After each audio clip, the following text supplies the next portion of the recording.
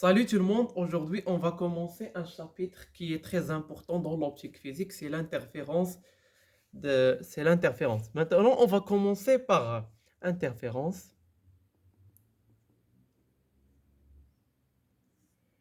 de deux ondes lumineuses.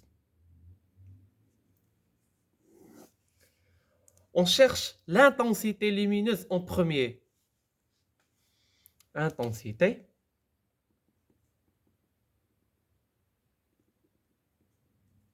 lumineuse. Soit une vibration de fonction d'onde S égale à S0 cosinus oméga t moins phi. On va montrer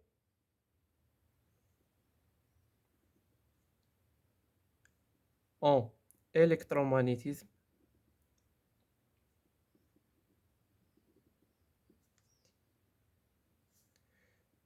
que l'énergie transportée par l'onde est proportionnelle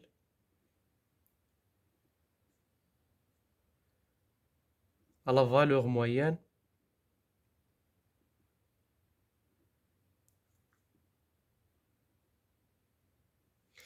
dans le temps.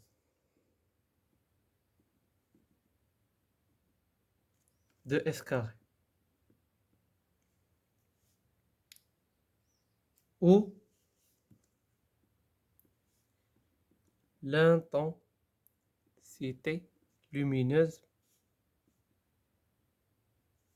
I est proportionnelle à la valeur moyenne de S carré. Maintenant, on cherche la valeur moyenne de S carré. La valeur moyenne de S carré est égale à quoi?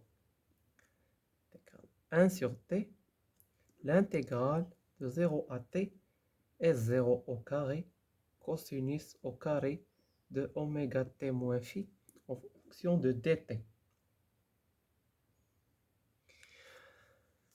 Pour intégrer cette intégrale, on ne peut pas intégrer cosinus au carré, mais on peut faire une transformation de cosinus au carré de t est égal à cosinus de 2t plus 1 sur 2. On peut intégrer ça, c'est simple. Donc, la valeur moyenne de S au carré est égale à 1 sur t, l'intégrale de 0 à t, S0 au carré, fois cosinus de 2t plus 1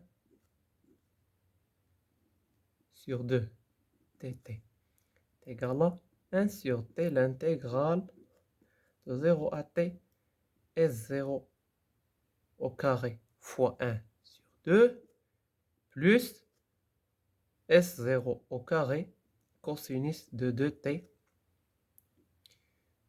sur 2 dt.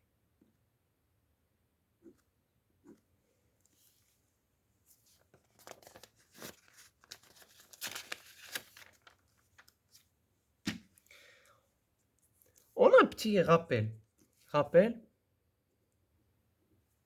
La valeur moyenne de 0 à t de cosinus de alpha dt est égale à 0 si alpha dépend de t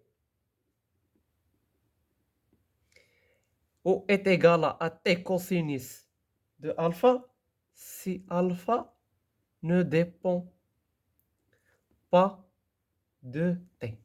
Qu'est-ce qu'on a ici? On a 2t, il dépend de t. Alors, cette intégrale va être égale à 0. Donc, la valeur moyenne de S au carré est égal à 1 sur t, l'intégrale de 0 à t, S0 au carré sur 2 dt.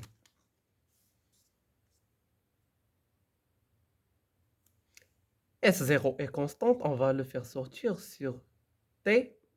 L'intégrale de 0 à t, 1 demi dt est égal à S0 au carré sur t.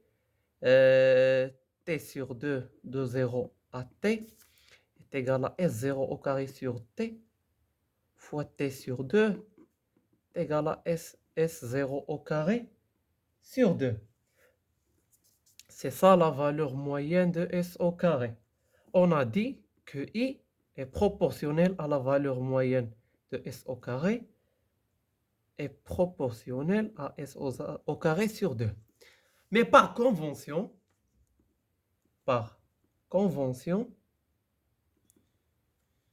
on prend I est égal à S au carré. Par convention, I c'est quoi? I, c'est l'amplitude de l'onde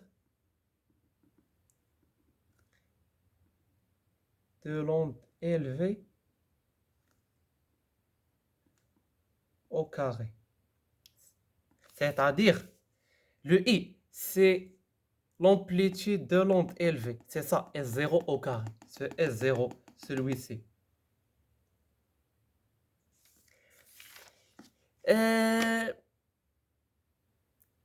Sachez que c'est très difficile de travailler avec cette onde comme ça. Il y aura beaucoup de calculs. Alors, par commodité, on utilise la notation complexe. Ça sera très simple et va nous faciliter les calculs. Alors, par commodité, on utilise la notation complexe.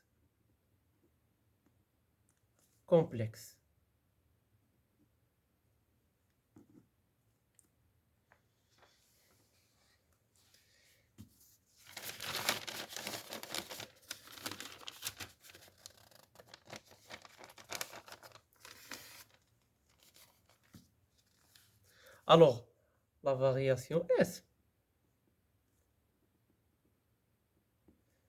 Au lieu d'écrire S est égal à S0 exponentielle J oméga.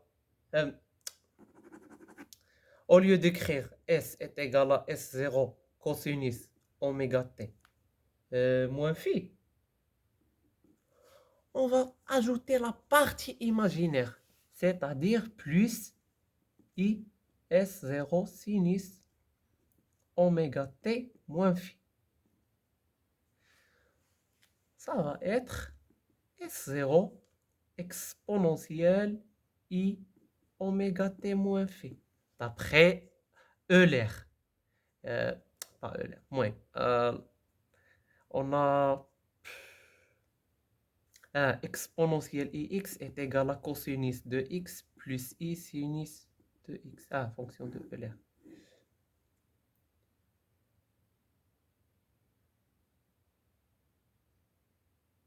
Donc, l'intensité, on a dit, l'intensité est égale à quoi?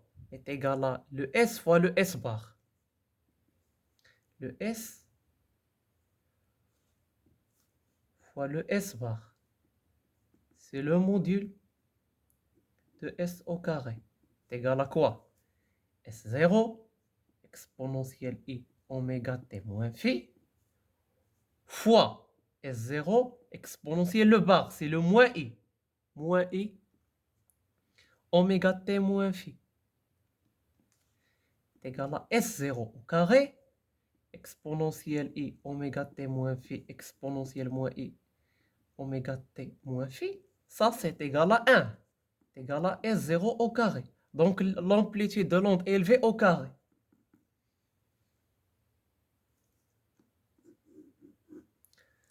Donc, c'est une relation qu'on doit utiliser après. Donc, la superposition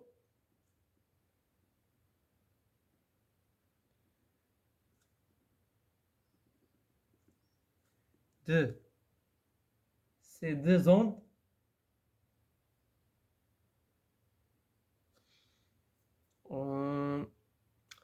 tout d'abord, on doit définir les conditions d'obtention de phénomènes d'interférence. On ne parle pas maintenant de la superposition. On doit définir les conditions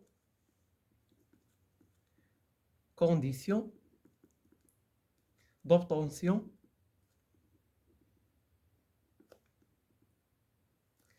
du phénomène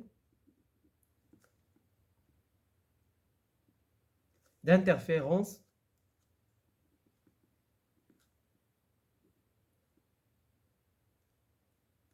de deux vibrations.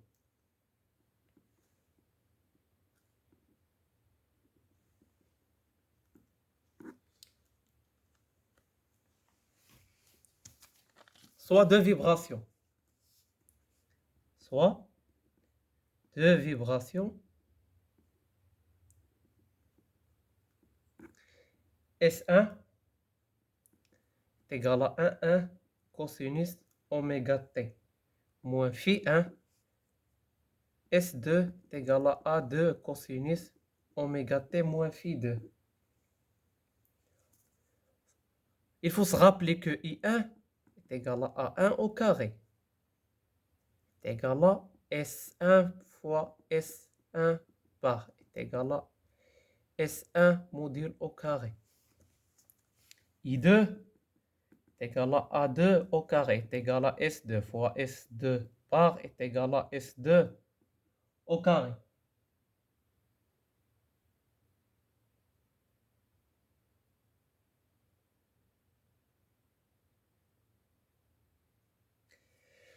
Maintenant, pour faire on s'intéresse à la sommation de deux vibrations, c'est-à-dire l'intensité globale est égale à I1 plus I2. Si I1 est égal à I1 plus I2, pas d'interférence.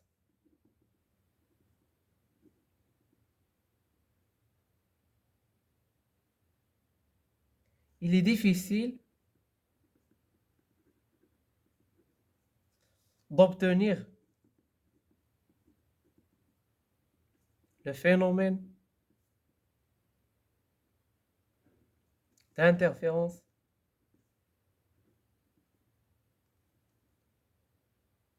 en pratique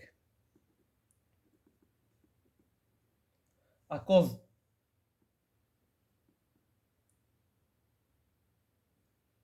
de la période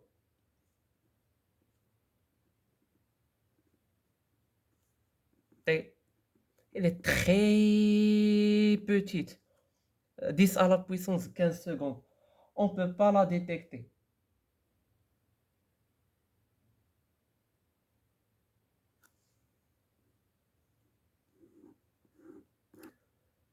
Alors, pour avoir le phénomène d'interférence, il faut que I soit différent de I1 plus I2. Alors, il y aura phénomène